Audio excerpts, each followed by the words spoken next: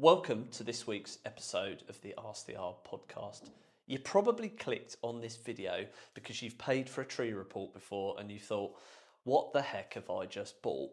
Half the time it's jargon-filled nonsense that doesn't even answer the question that your planning officer asked you. In this video, I'm breaking down what makes a good tree report, the kind that actually gets your application approved, and that one red flag that tells you it's been written by somebody who's never before dealt with a planner.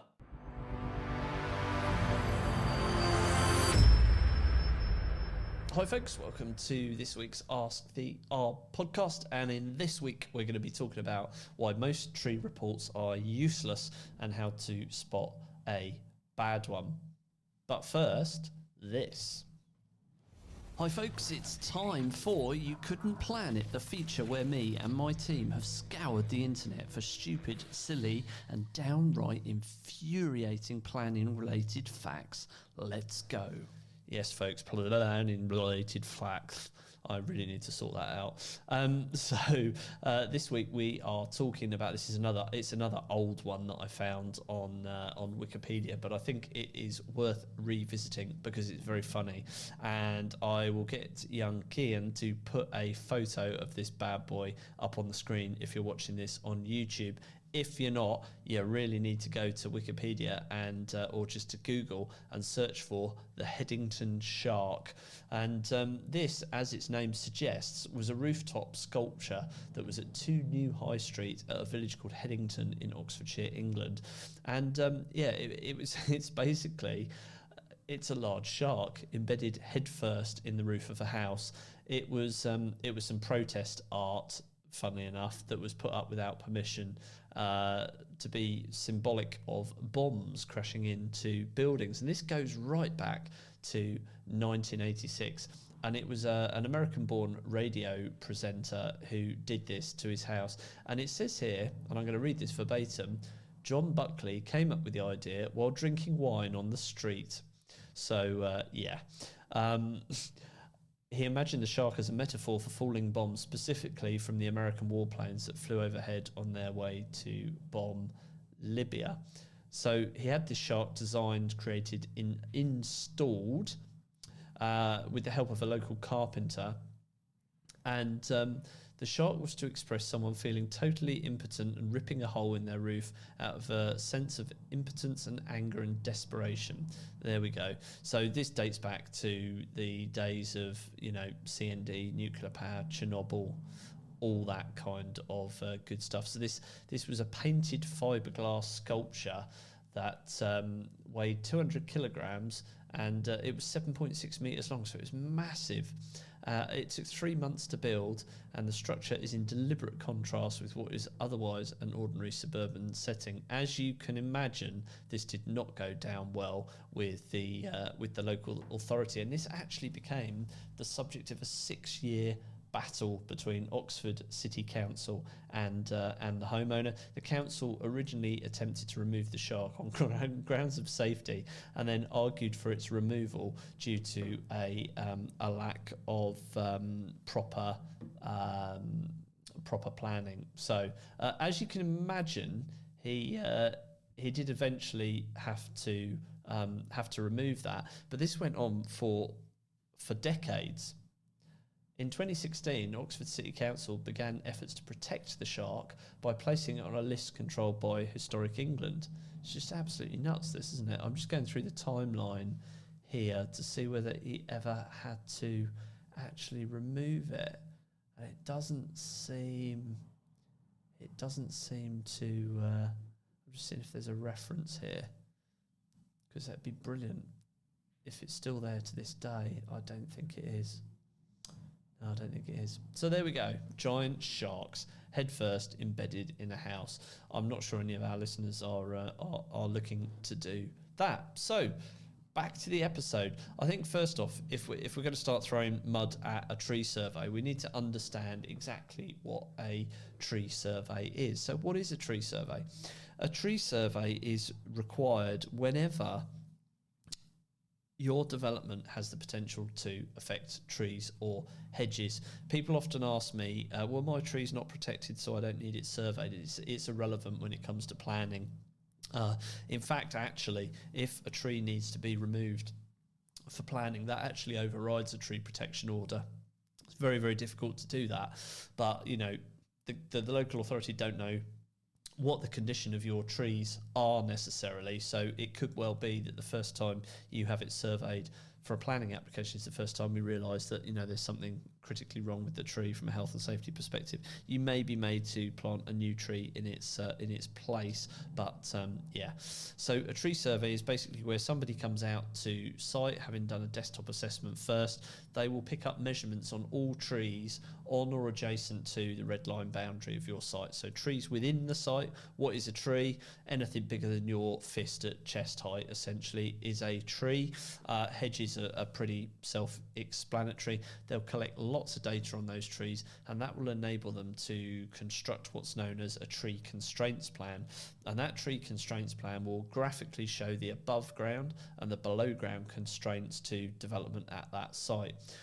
People often think it's just about the roots. It's not just about the roots, it's about the crown spread of the tree as well. To give you an example, if you had a big lime tree on the edge of your development site, and maybe you had to put a car park in and a house quite near it, and this happens all the time, lime trees drop all sorts of horrible residue, and that would put undue pressure on that tree for unsympathetic pruning into the past. So it's things like that the tree survey looks at.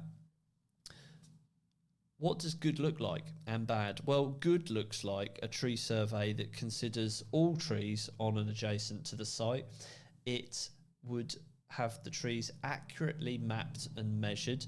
So in an ideal world, our arboricultural consultants here within my company, what they really want is a topographical survey before they go to site, because that picks up the point of that tree accurately. If you don't have that base topographical survey, then the ARB surveyors either have to guesstimate within a couple of meters, and that could be crucial, or they will have to do a degree of measuring, and they're not topographical surveyors, tree people, they're not.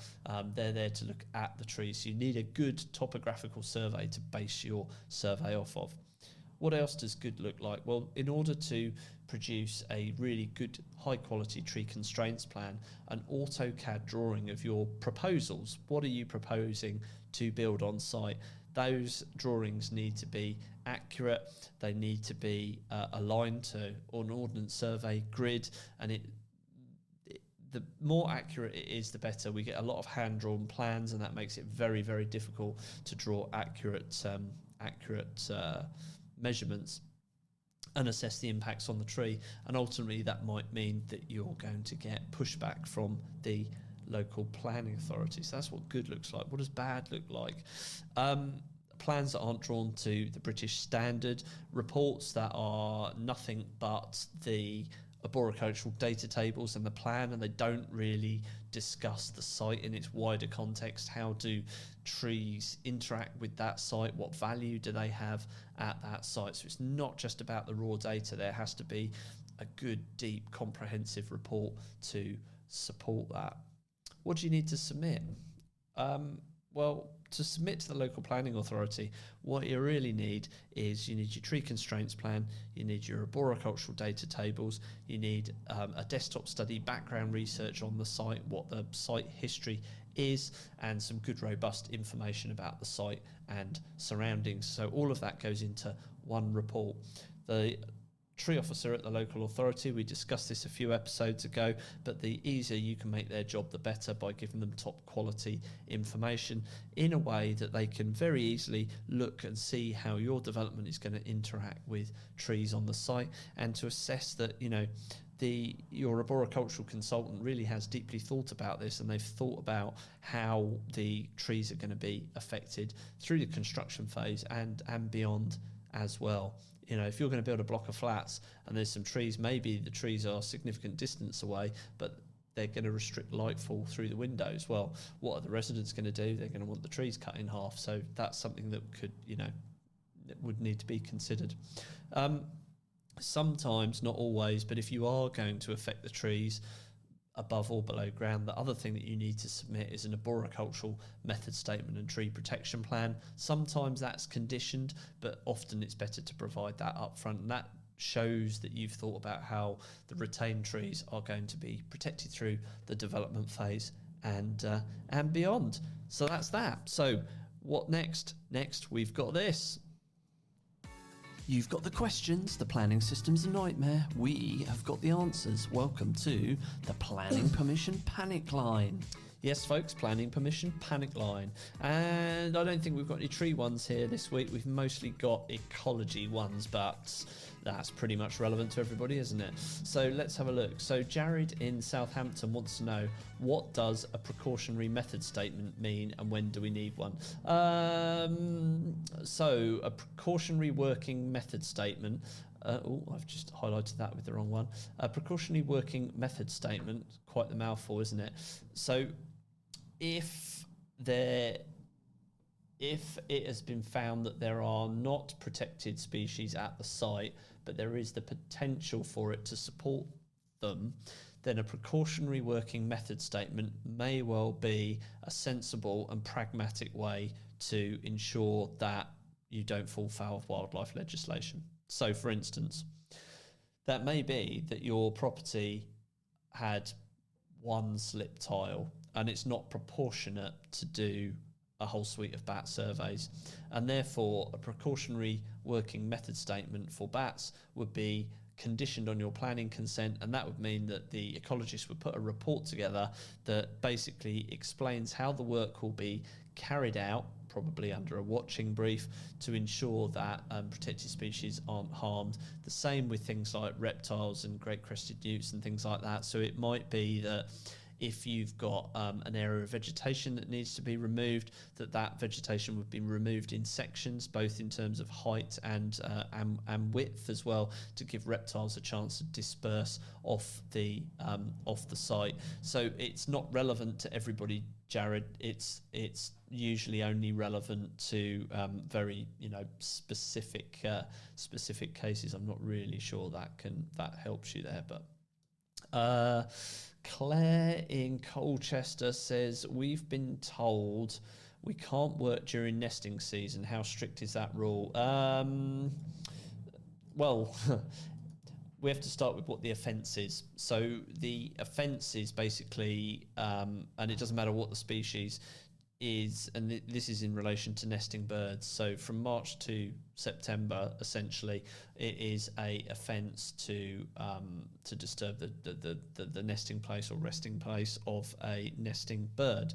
So what can you do? Well, you can either make sure that your vegetation removal works is done between October and February, or you get somebody to check it first. So it's not that you can't do the work, it's that you need to make sure you don't affect nesting birds. So what normally happens is an ecologist will come out to site, they'll be there, they'll do a pre-works check. If there's no bird nests and no evidence of birds nesting, you can crack on. And if the work is going to take quite a while, then it may be that you have to have the ecologist on site for 2 or 3 days a week, whatever it might be. If the works are only going to take a day, you would usually have the ecologist do the nesting bird checks literally the day before the works are carried out. But it depends on the time of year. So it's not so much how strict is the rule, because it's not a rule, it's law, Wildlife and Countryside Act. You just need to make sure you do things in the right area. Got another one here. Ben in Cardiff asks, and this has gone into my sales team, so it's a bit specific to us, I'm afraid, but he basically says, can you do the ecology report without visiting the site if we send you drone footage and maps? No, is the answer. Unless you're an ecologist, Ben, no. We will almost always, unless it's a brownfield site, there's no vegetation at all, we will have to send somebody out to site, having done a desktop study, because they're looking for potential, not just presence or absence. So yeah, we can certainly help you assess the site at a high level by looking at any drone footage you've got, maps, photographs and things like that. But otherwise, we need to come to site. So that is planning permission panic line. So just to wrap this one up, really, folks, tree reports. If you want approvals faster, then really you need to stop blaming the person with the least power in the whole process. You need to get better data and clearer plans, and have really good conversations early in the process. The bottleneck generally isn't the tree officer. It tends to be the planning system that they are stuck in. Next time you commission a tree survey, make sure you ask for a tree constraints plan that actually ties into the design and is accurate, plain English recommendations, and make sure there's a sign-off and conclusion in there that's crystal clear and it meets the British standard BS 5837. Anything less, frankly, is just wallpaper for the wall. So maybe if you've ever had a tree report that's not gone according to plan, drop us a little comment, let us know how it all went wrong, and maybe we could help fix some of the nonsense that is out there. So that's it from me this week. If you've liked what you've listened to here, then a wee cheeky subscribe would be really helpful. It helps us get the message out there and help more people like you get their planning back on track. The only other thing that I need to do at this stage is say that we are upping our YouTube games. There's a lot of videos coming out at the moment. If you're watching this on YouTube, you may well get suggested the next one in the series. We'll go and have a look at that. There's some long form video content there of me out on site helping people like you respect and protect the environment. So there we go. That's it from me, and I'll speak to you on the next one.